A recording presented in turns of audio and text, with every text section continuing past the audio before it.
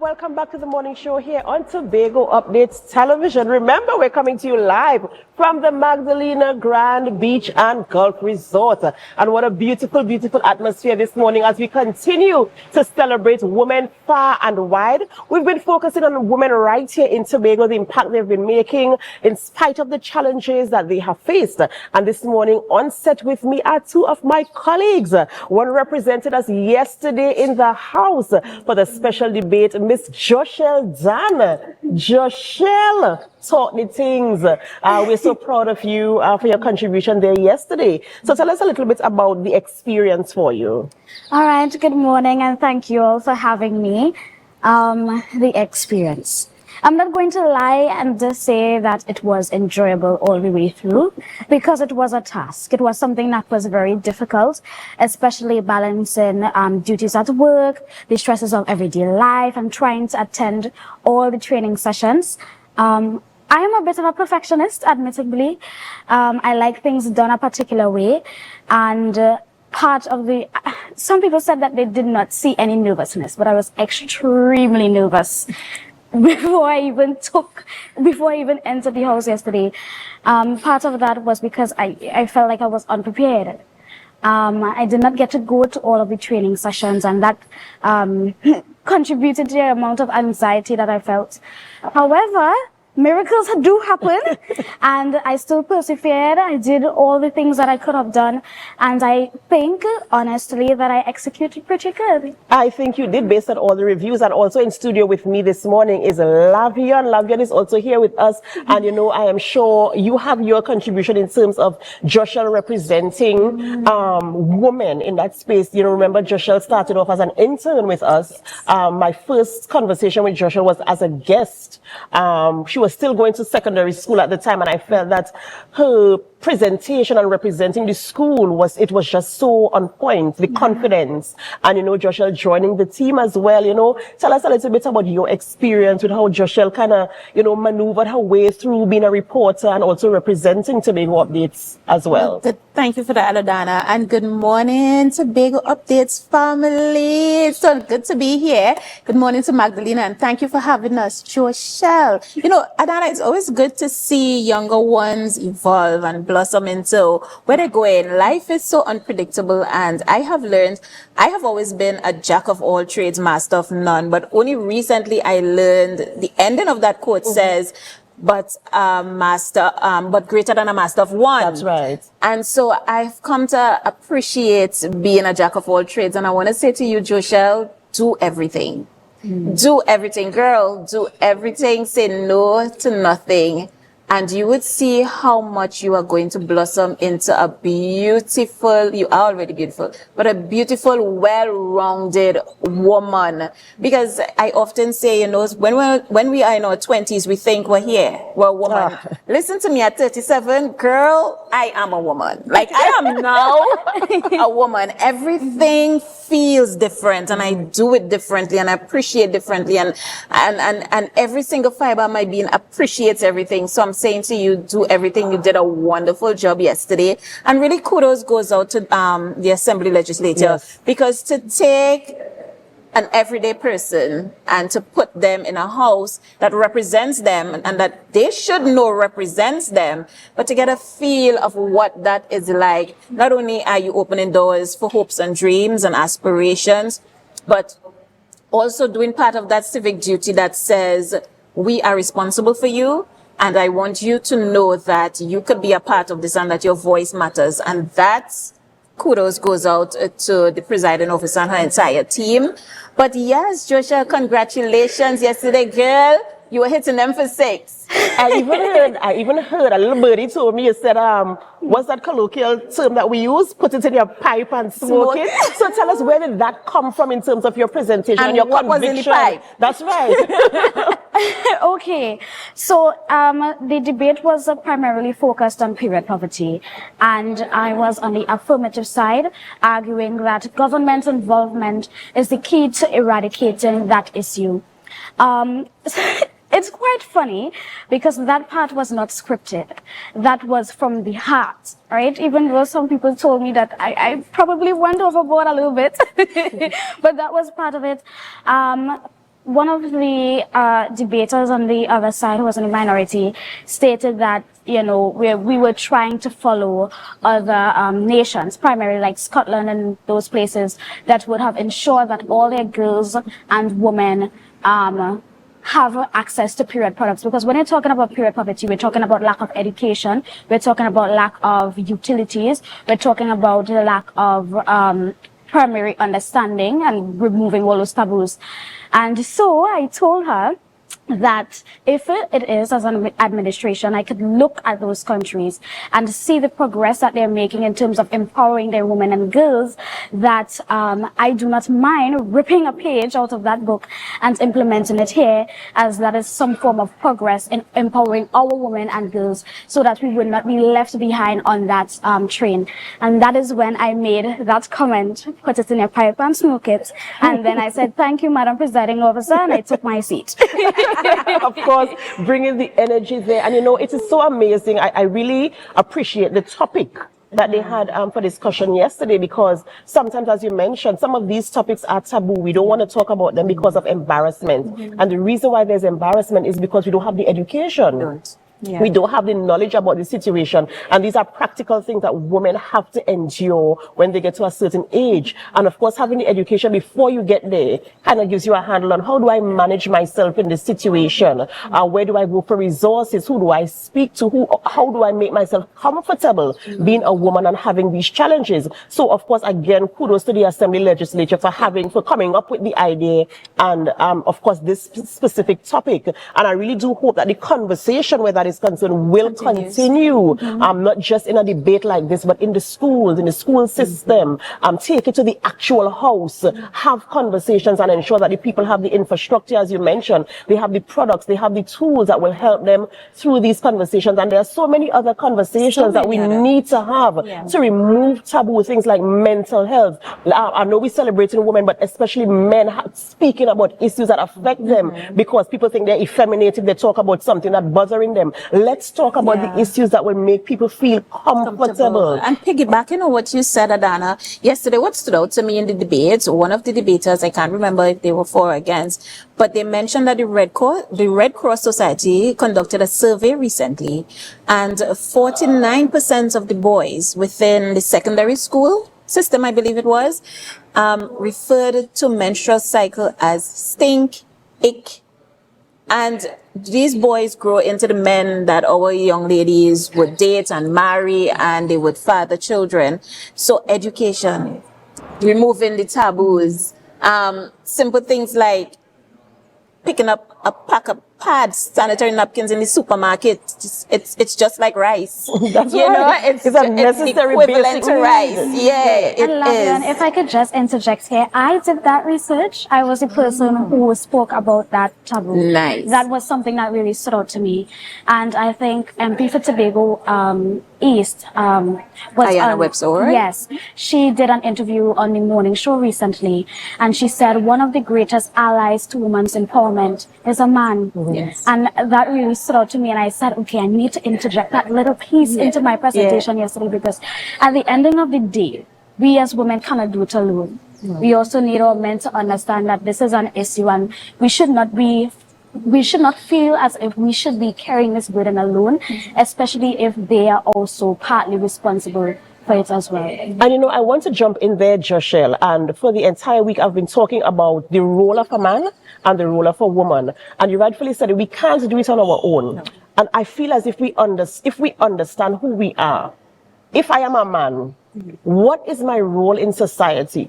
Why do I want to be soft? Why do I want a woman to bring something to the table? If I am a woman, why do I want to be a man? Why do I want to be strong and tough and be able to do it all? Why can't I walk in my feminine energy and allow the man to be the man and let the man allow me to be a woman? And I feel as if we understand our roles in society, then I feel as if there will be some measure of balance that we can all live comfortably. Because I'm telling you, me no want to be no man in a. I do not want to be a man. I don't want to take on the role of a man. And because of how society has been, even the history will show, especially people of our denomination, our race, we have had to be strong because our men did not show up. But is it their fault?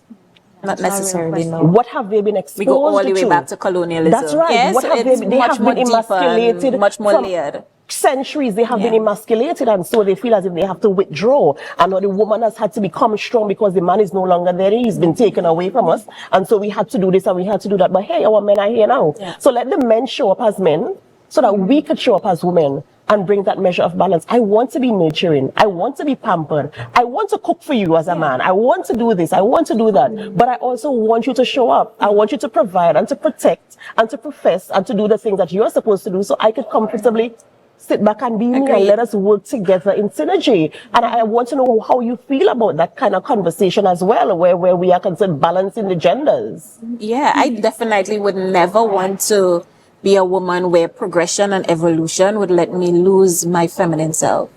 I have, in recent years, I would say like within the past 5 years, I have discovered the power of my femininity.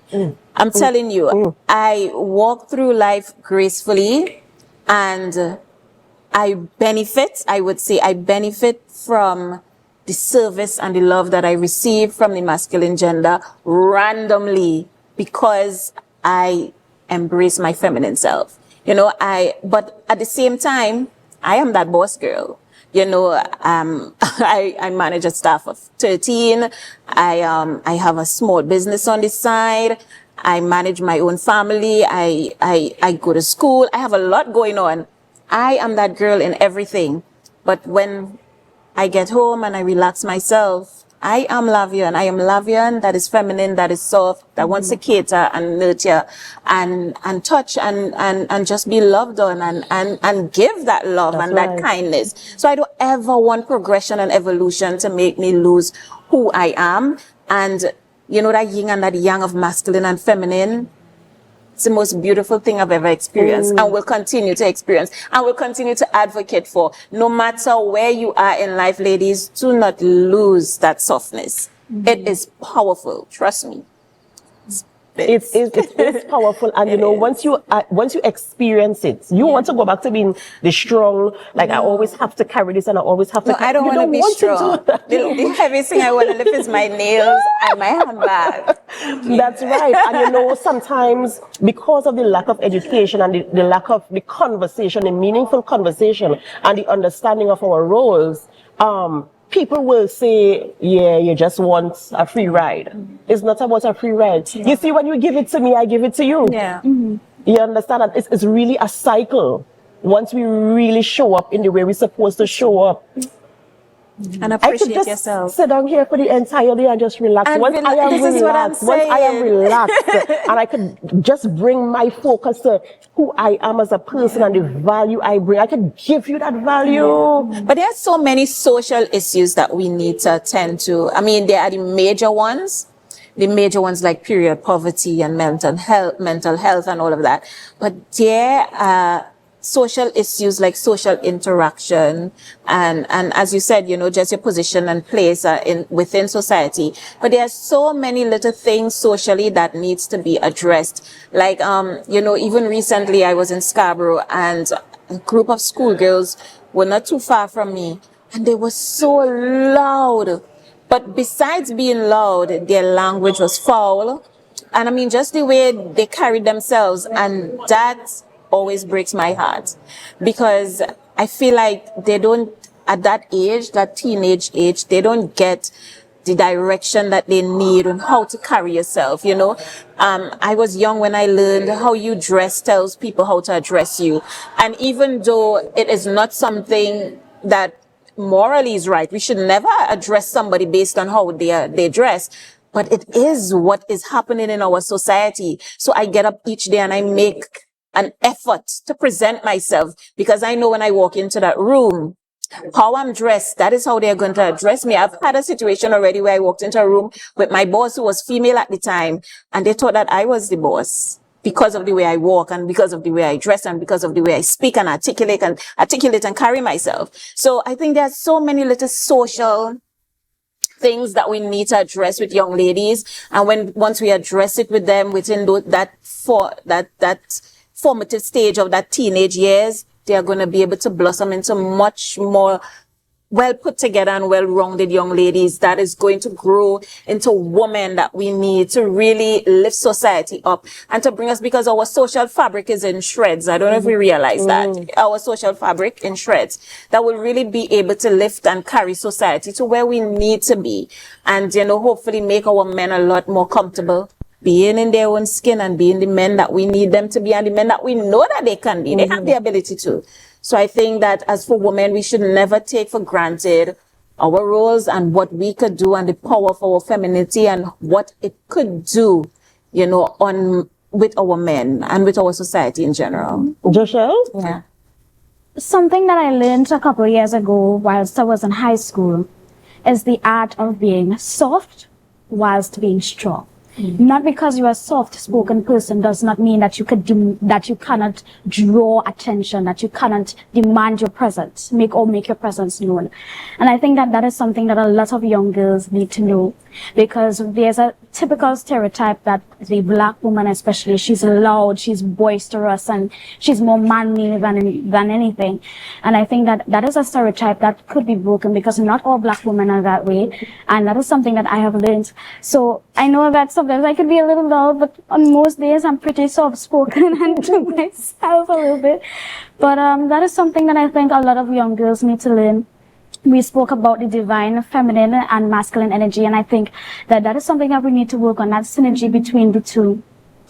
Yeah, and you know, I just hope the conversation continues, not just when we have an international day of whatever, Correct. that we can actually have ongoing conversations 365.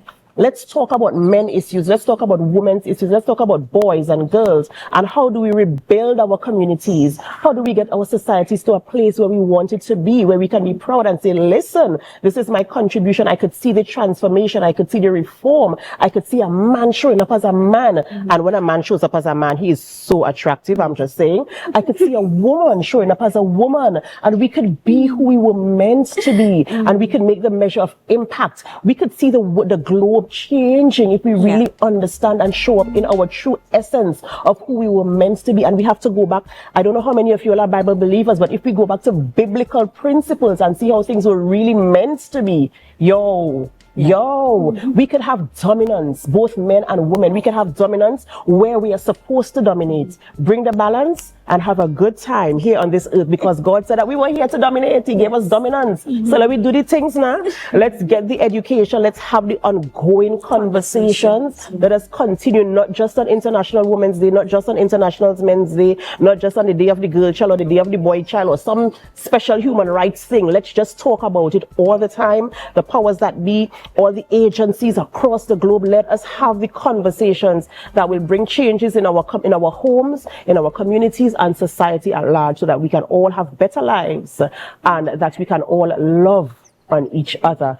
Thank you, ladies, so much for having the conversation with me this morning. I really enjoyed it, and I want us to continue even off air this morning, you know, at some point in time.